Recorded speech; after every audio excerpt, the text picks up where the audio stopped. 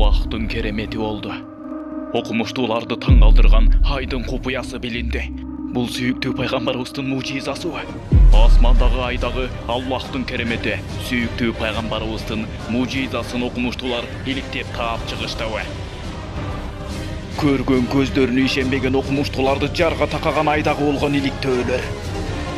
Сүйүктүү пайгамбарыбыздын мужиза керемети мына бүгүнкү күндө изилдөөлөрдүн артында ачык айкынга чыкты. Мына карап туруңуз, азыр сиз баарын өз көзүңүз менен көрөсүз. NASA компаниясынын айга болгон иликтөө иштери. Шымдык ТV.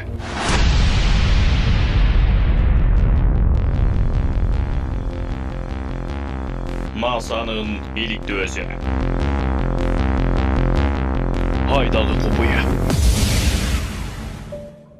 Мынакей. Эми жакшылап кылдаттык менен байкап карап туруңуздар. Себеби дегенде биз азыр окумуштуулардын NASA компаниясынын мыкты сапаттагы телескоп аркылуу айдагы купуяны жакындатып түзмө-түз көрөбүз. Чындыгында эле көптөгөн сырдуу табышмактарды өзүнө камтыган айдын бети көптөгөн адамдарды ушул күнгө чейин кызыктырып келет. Өзү кичинекей болгону менен ушунчалык чоң сырдуу табышмактарга бай болгондуктан асмандагы айды окумуштуулар, илимпоздор мына ушул күнгө чейин иликтеп бүтүшө элек. Ал эле эмес, эң кызыгы NASA компаниясы айдан табылган купуя сырлардын баарын эле калкка ачык айкын айта беришпейт. Себеби дегенде кээ бир маалыматтарды NASA компаниясы эмнегедир калктан жашырууга аракеттенишет. Деги эле мунун түпкү сыры эмнеде болушу мүмкүн? Ал эми жакын арада эле окумуштуулар жана NASA компаниясы биргеликте ай бетин иликтеп атышкан кезде айдын бетинен дагы бир сырдуу купуяга дуушар болушту. Я Аллах!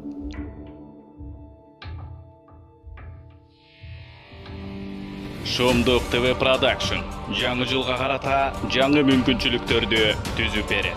Эгерде сиздин YouTube каналыңыз же болбосо Instagram баракчаңыз бар болсо, бирок акчаларды дагы да көптөн көп таап аштоо үчүн баракчаңызды өнүктүрө албай, подписчиктериңиздин санын көбөйтө албай кыйналып турган болсоңуз, анда биздин жакын арада өтүүчү гифке партнерлордун катарына кошулуп калыңыз. Эскертүү, кошулуп жетишип калуу үчүн орундар аз эле калды. NASA'нын тастыктоосу айдагы жарака. Азыркы илимпоздор NASA компаниясы айдагы жараканы изилдеп табып чыгышты. Акыркы күндөрү NASA компаниясы мына ушул айдагы жараканы изилдеп, аягында акыры алар качандыр бир кезде ай экиге бөлүнгөн деген жыйынтыктарга дуушар болушууда.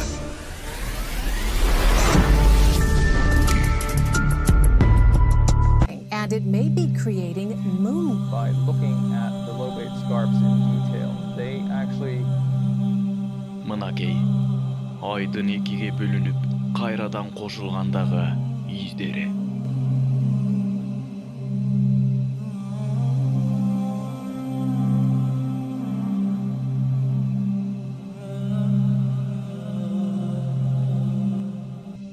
Жакын арада эле NASA'нын агенттик спутниги космостогу айдын бетиндеги жаракаларды түшүрүп алды. Өзүңөр байкап тургандай, айдын бетиндеги бул так жана даана көрүнүп турган жаракалар окумуштууларды ойлондурбай койгон жок. Айдын бетиндеги бул жаракалар чындыгында эле өтө таң калыштуу. Айдын бетиндеги бул жаракаларды кылдаттык менен изилдөөнү баштаган окумуштуу топтун башчысы Том Уотерс дагы өз оюн билдирди. Мындай жаракаларды көргөндө айдын кандайдыр бир сырдуу тарыхы бар экенин түшүндүк. Себеби дегенде бул белгилер ай качандыр бир кезде экиге бөлүнүп, кайрадан кошулуп бириккендигин ачык айкын даана көргөзүүдө. адаттан тышкары болгон кандайдыр бир күчтүн жардамы менен гана болгондой бул табияттын кубулушу эмес. Бул нерсени мындайча түшүндүрө кетсек болот. Эгерде айдын бетиндеги тактарды карай турган болсок, аларды табияттын кубулушу экенин түшүнөбүз. Себеби дегенде айдын бетине кандайдыр бир метеориттер учуп келип түшкөндүгүн билдирип турат. Ал эми бул жаракалар эч кандай табияттын кубулушун билдирбейт. Бул жаракаларды жер бетинен кезиктирүүгө да болот. Бирок биздин жер планетабызда жер титирөөнүн артынан гана ушундай жаракалар пайда болушу мүмкүн. Ал эми айда мынчалык чоң деңгээлдеги айды экиге бөлгөн сыяктуу жаракалар түшүшү эч кандай мүмкүн эмес. Себеби дегенде айдагы жердин титирөөсү мынчалык деңгээлде күчтүү болбойт. Мындайча айтканда, биздин жер планетабыздагы жер титирөөгө салыштырмалуу айдын титирөөсү мынчалык деңгээлде күчтүү болбойт. Себеби дегенде биз буга чейинки иликтөө иштерибизде бул нерсени тактап билгенбиз. Бул жаракаларды көрүп биз жер планетасындагы жердин сыгылуу же жер титирөөдөн пайда болгон натыйжаларды көрүп элестетишибиз мүмкүн. Бирок айдагы кубулуштарды жердин кубулуштарына салыштыруу таптакыр мүмкүн эмес. Себеби дегенде ай менен жер планетасынын кубулуштары таптакыр бири-бирине окшобойт. Эки жакта эки башка аалам кубулуштары өкүм сүрөт. Мынакей, бүгүнкү күндө илимий ачылыштардын арты менен ачыкталып аткан окумуштуулар жана NASA агенттиги менен биргеликте байкаган бул айдын бетиндеги жараканын издери. Өнүккөн технологиянын жардамында аныкталган бул айдын бетиндеги жаракалар деги эле айдын экиге бөлүнгөндүгү бул сүйүктүү пайгамбарыбыз Мухаммад саллаллаху алейхи вассаламдын мужиза керемети болушу мүмкүнбү?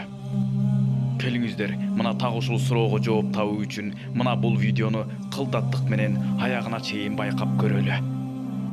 Күбө болуңуздар. Эгерде сен чындап эле пайгамбар болсоң, анда мына бул көрүнүп турган айды тең экиге бөлүп берчи деген бутпарастар. Сүйүктүү пайгамбарыбыз Мухаммад саллаллаху алейхи вассалам пайгамбарыбыздын айды экиге бөлүү мужиза керемети.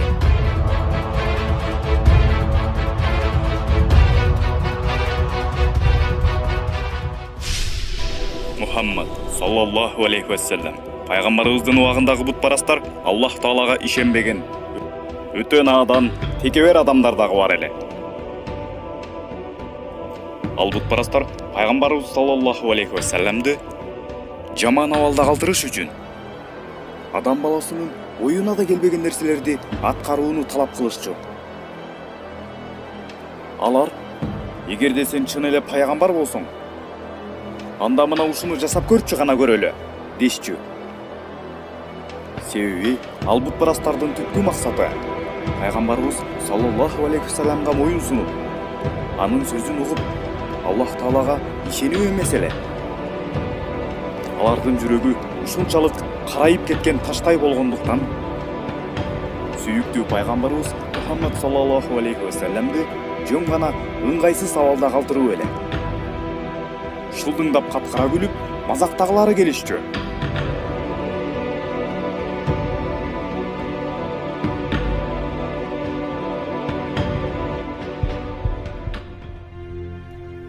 Күндөрдүн биринде Абу Жахил, Валид бин Мугирага окшогон бир топ бутпарастар Мухаммад саллаллаху алейхи вассалам пайгамбарыбызга келишип мындай дешти.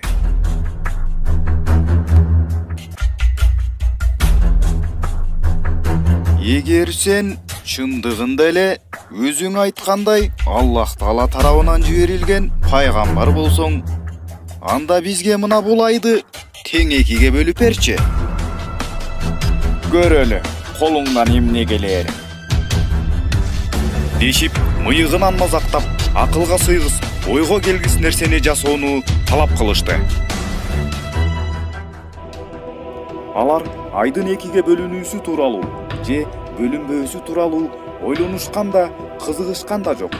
Алар болгону пайгамбарыбыз саллаллаху алейхи вассаламды ыңгайсыз абалда калтырууну каалашты. Кана эме, жасабайсыңбы? Дегенде Пайгамбарыбыз саллаллаху алейхи вассалам айтты. Эгер мен азыр силердин айтканыңарды жасасам, ыйман келтиресиңерби? деп сурады. Алар: "Ооба, ыйман келтиребиз. Кана эме, мына айды көрдүңбү? Мына ушул айды экиге бөлчү" дешти. Албетте, муну сиз дагы жакшы билесиз. Аллах Таала өзүнүн сүйүктүү элчисин Мухаммад саллаллаху алейхи вассаламды эч убакта кыйын абалга таштаган эмес. Жана ар дайым жардам берип турган.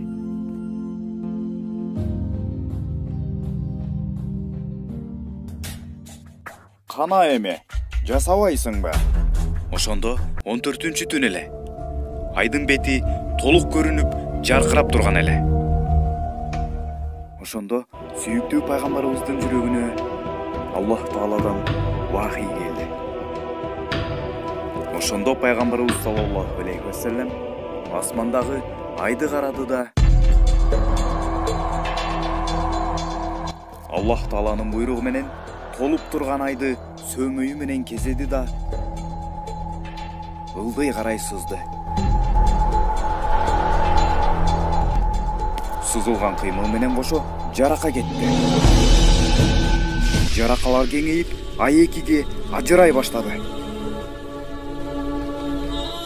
Толуп турган ай так ортосунан эки жака ажырады.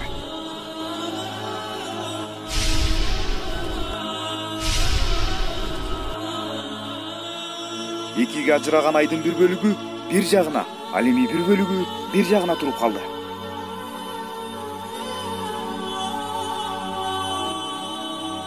Мына ушул учурда пайгамбарыбыз саллаллаху алейхи вассалам: "Мына көрдүңөрбү?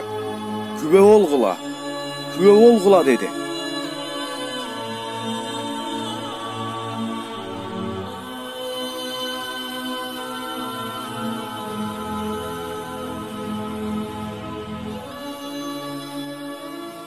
Баягылар айдын экиге бөлүнгөнүн бир саамга катып карап туруп калышты.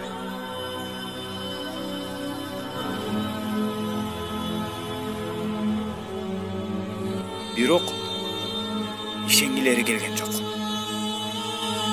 "О, жок, бул болгону бир сыйкыр" деп чыгышты. "Сен бизди сыйкырлап салдыңбы? Сен биздин көзүбүздү бууп салдың окшойт" деп ызы-чуу түшүштү. Бутпарастар бул кереметти өз көздөрү менен ачык айкын көрүшсө дагы таптакыр ишенишиге келген жок.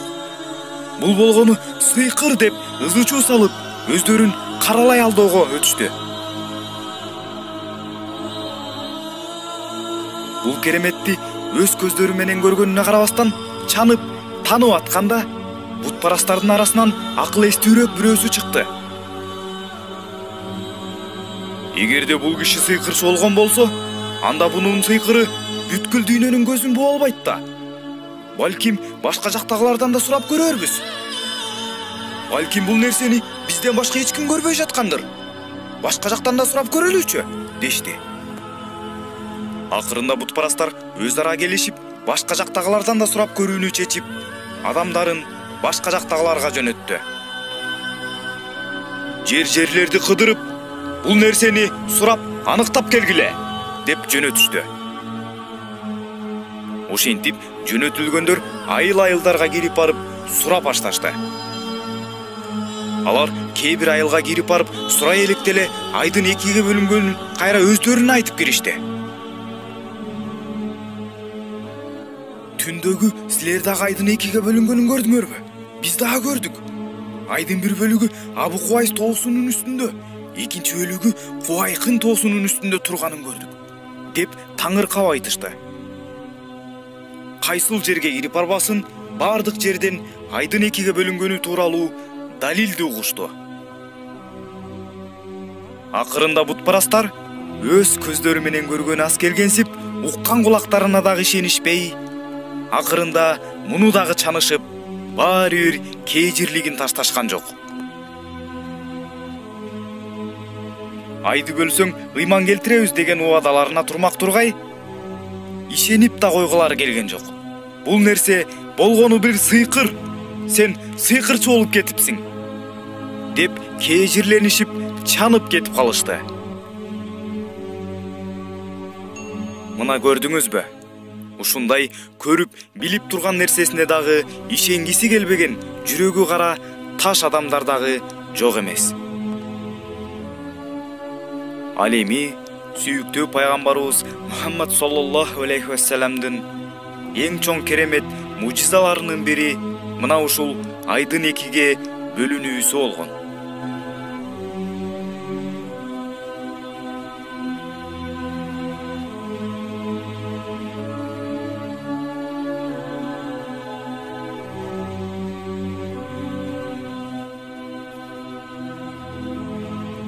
Бул керемет тууралуу Аллах Тааланын сөзү болгон Ыйык Куранда дагы айтылат.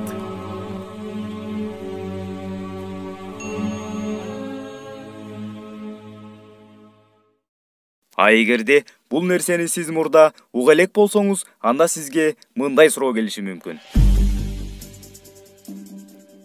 Эгерде мурда ай бөлүнгөн болсо, анда бүткүл адамзат, бүткүл дүйнө жүзү бул нерсени билмек да. Бул нерсе радио, гезит, журналдарга чыкмакта деген суроо келиши мүмкүн. Эгерде ушундай сурооңуз болсо, жооп берүүгө аракет кылалы. Сүйүктүү пайгамбарыбыз Мухаммад саллаллаху алейхи вассалам айды бөлгөн кезде ай бүткүл дүйнө жүзүнө көрүнгөн эмес. Себеби ай азыр дагы бүткүл дүйнө жүзүнө көрүнбөйт. Себеби жер тоголок болгондуктан жердин үстүндөгүлөр гана көрө алышы мүмкүн. Анда дагы айдын экиге бөлүнүүсү өтө көп убакытка созулган эмес.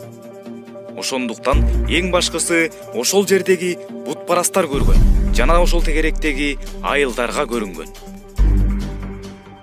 Ал эми эмне үчүн бүткүл дүйнө жүзүнө ошол замат тарап жаңылык болуп кеткен жок?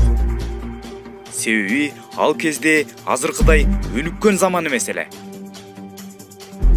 Жана тарыхка жаңылык кылып калтыруучу астрономиялык изилдөөчү аппараттар жок эле. Космостогу телескоптор, NASA компаниясы сыяктуу асмандагы космостогу кубулуштарды жазып, жайылтып чыгаруу жок эле.